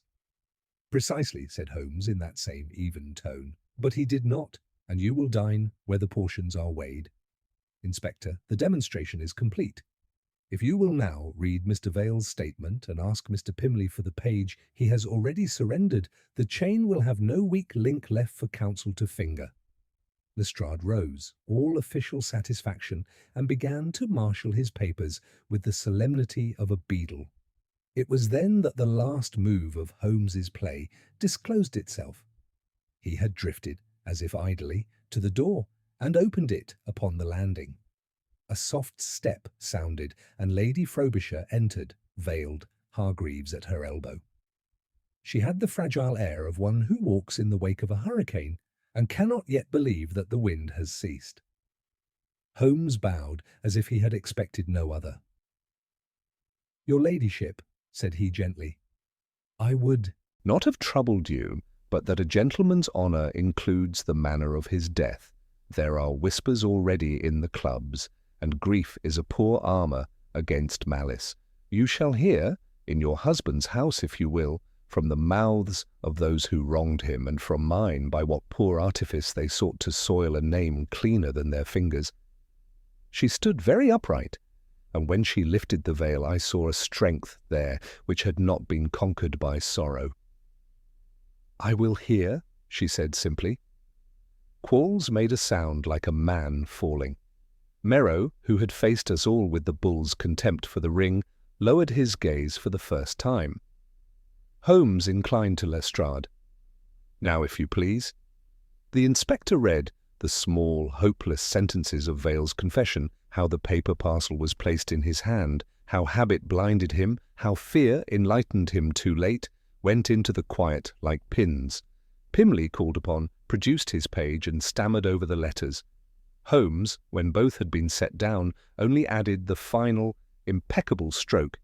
He warmed the brass once more, the faint sweetness crept into the air, and Lady Frobisher, who had neither moved nor cried, closed her eyes as if before a sacrament. "It is enough," she said. "Take them away." Lestrade's men stepped forward. Merrow rose with a jerk that was almost a nod and held out his wrists without speech. Quarles swayed and caught the back of the chair as a drowning man catches a log, his mouth working upon pleas he could not frame. When they had gone, the room was suddenly very large and very bare. Holmes, who had not looked at me throughout, turned to the window and drew the blind an inch, letting in a greyer strip of London. "There remains only the statement for the magistrate," he said, as if to the glass. "And then, Watson, if you will indulge me, I shall tell you why a clock stops best at 17 minutes past the hour and not at 20. Holmes did not at once satisfy my curiosity. He stood a moment with his face to the soot-grey pane, his reflection a faint ghost upon it, and then crossed to the table where the dismal little congregation of objects still lay. With the nicety of a chemist returning vials to their rack, he replaced each in turn, the pipette in its envelope, the cork, the scissors, until only the brass candlestick remained. He lifted this last and turned it once in his long fingers, so that a ripple of old light ran along its stem. "You ask me, Watson," said he at length, "why a clock should stop most plausibly at 17 minutes past the hour. Consider the housemaid's round. She taps at 1/4 past. To find the clock at precisely that quarter would be to invite recollection. Yes, sir, it must have been the quarter, for I heard the chime, and chimes are the sworn enemies of lies. 2 minutes beyond the quarter evades the tyranny of the bell, and yet keeps faith with her sense of time. Also, his eye. Glinted, a neat mind distrusts neat times. Criminals err as often by tidiness as by carelessness. Our friend last night had just wit enough to miss the trap his own orderliness set for him. I could not but laugh softly at the precision of it. You had settled that detail when first you saw the clock? When I saw the clock and the candle together, he returned.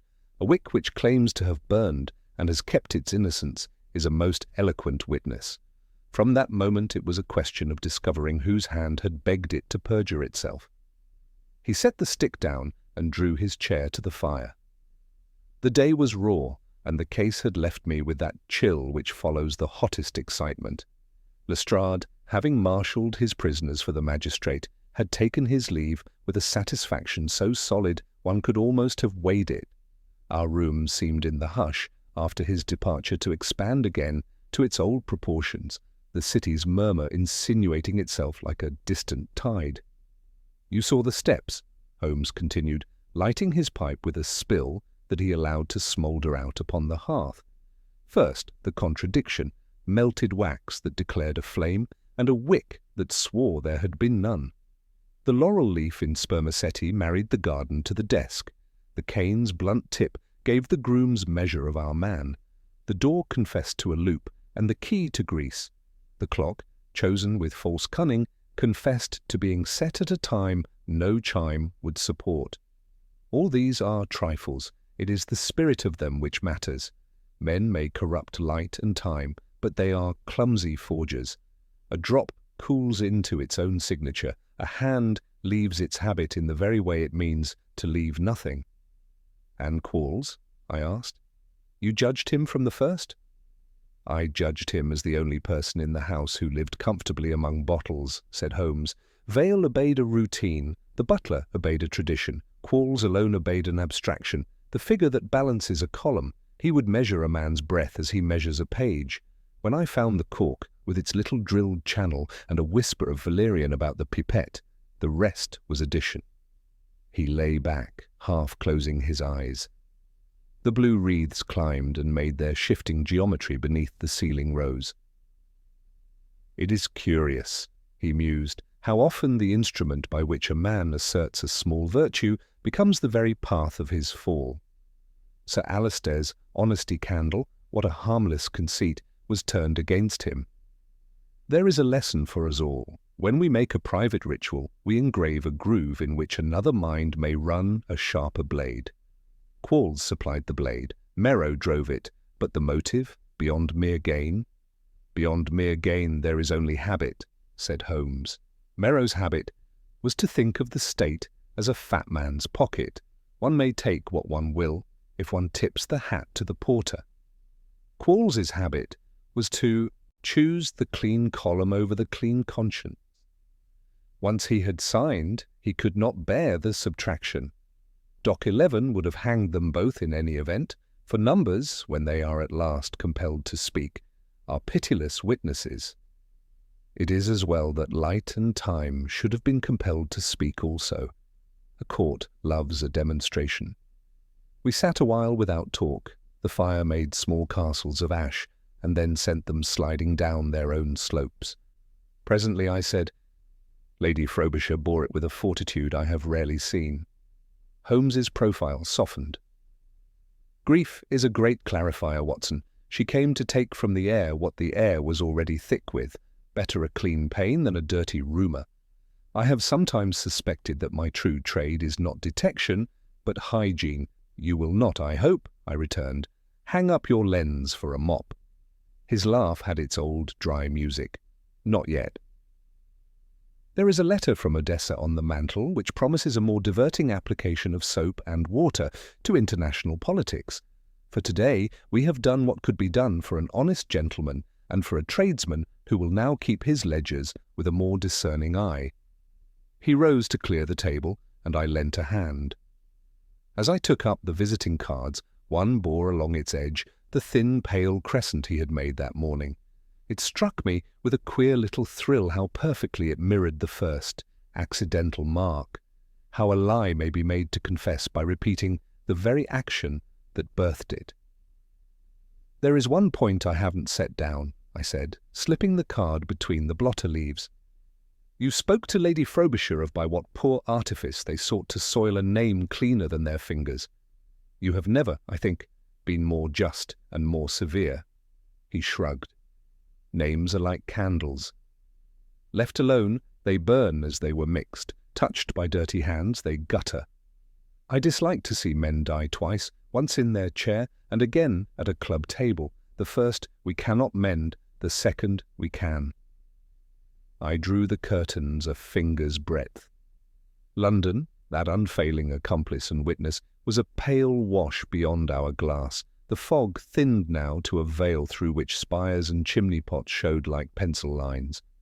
The whole case arranged itself in my mind with that admirable economy which is the stamp of my friend's best work, the quarrel in daylight, the whisper of chemistry after dark, the silent persuader of the spirit lamp beneath the stick that must never shine, the small, fatal adjustments of bolt and hand, the false complacency of a clock that dared not chime, the garden's leaf caught in wax and carried to the docks. It seemed at once fantastically intricate and childishly simple, like those puzzles in which, when the string is drawn, a dozen knots somehow fall away together. Lestrade's step sounded upon the stair. He entered with the air of a man who has kept an appointment with his own success. "All tidy, Mr. Holmes, warrants signed, statements taken. The magistrate was pleased with your candle. He said if all crimes were as plain when brought to him, he'd live to 100. I make no promises on your behalf." Holmes inclined his head. "Give him my compliments and the candlestick, Inspector." Let it stand on his table to remind him that justice is sometimes a matter of seeing how a thing melted, not how it shone. When our door had closed upon the yard, he threw himself into his chair and took up his violin, not to play, but to let the bow lie across the strings as a fisherman lays his rod across his knee when the pool has yielded. I opened my notebook, for the tale was clamouring to be written. "One line more, Holmes," I said, pen poised.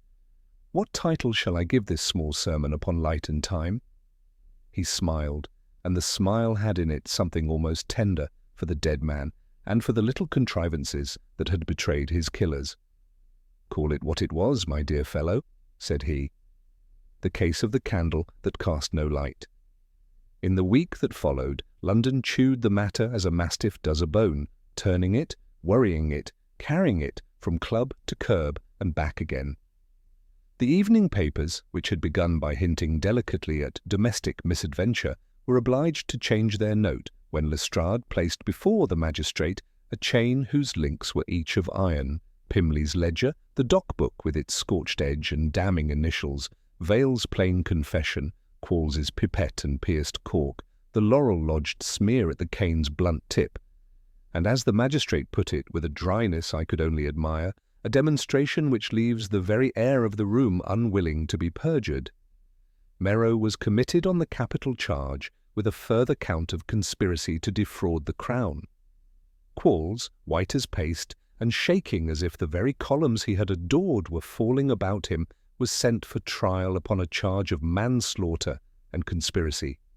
Vale, who had been the smallest wheel in a vile machine, turned King's evidence and was held on his own recognizance. Pimley, by contrast, discovered that a tradesman's conscience will not always pass as small change. He received a fine sufficient to make him a better Christian without endangering his supper.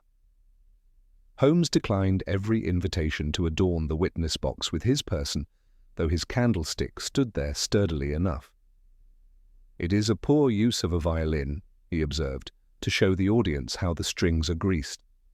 None the less, when the Old Bailey had done its work, Merrow to the gallows, Qualls to a long, grey punishment at His Majesty's pleasure, there came a note to Baker Street which I shall keep with 2 or 3 others that are dear to me. Lady Frobisher's hand was firm, though the line wandered twice, as if a gust had lifted it. She sent no phrases beyond gratitude, but enclosed in the packet was a small object, wrapped in lawn. When I opened it, I found the silver candlestick from the dressing-room, its cup shorn clean of wax. There was with it a message as brief as any I have known. Sir, this for rooms where the light is always honest. Holmes read it, and the lids drooped for an instant over those singular eyes of his. A brave woman, said he simply, and laid the little stick upon our mantel, where it took the firelight gravely, as a faithful servant takes his master's look. It will be asked, and rightly, whether the Committee upon Naval Supply profited by the business at Dock 11. I can answer that it did. The ledgers rescued from the teeth of flame proved to be a map for reform more accurate than any minister's speech. Contracts were rewritten with a care that would have satisfied Sir Alister himself, and I heard it said by a certain First Lord, in a tone not intended for publication, that if a doctor and a thin sorcerer have saved 2 ships from wearing bad rope and 4,000 seamen from trusting their souls to it, the country is their debtor. Holmes, to whom I reported this with great relish, only shrugged that bony shoulder of his. The country's account with me, he returned, is balanced whenever it leaves me alone to smoke. If it chooses to throw into the bargain 1 honest candlestick, I shall not quarrel. There remained, for me at least, 2 or 3 small knots which I desired to see quite undone. Holmes indulged me one evening when the fog had taken to the streets again, and the violin lay across his knee, as an angler's rod lies at ease when the pool is fished out. "You have the method," said he, "but not yet the mind. It is an old error of yours, my dear fellow, to be content with the chemistry when the character is the catalyst. Merrow would never have conceived the candle. Quarles would never have dared the docks. Put them together, and you have the brutal will yoked to the coward's cunning, precisely the team to draw an honest man to his death. If Vale's hands trimmed the wick, it was habit that guided his fingers, and the very ritual that Sir Alister thought a seal upon his solitude turned the key upon his life. There is nothing so dangerous as a private sacrament. It is the groove into which another man's wheel will fall." "And the half-written memorandum?" I asked. "Send to Mr. Vale for the candle. It will haunt me like a line of verse that refuses its last foot." Holmes let the bow tilt. "It haunts you because it is less a request than a resolution." He meant to seal himself to an hour of exactness, as he had done on other nights when the figures must be faced without the Parliament menacing his elbow. He wrote the word that stood for him for honesty. The interruption was not in ink, but in air, a sweetness that dulled, a chair that received a weight too soon given up.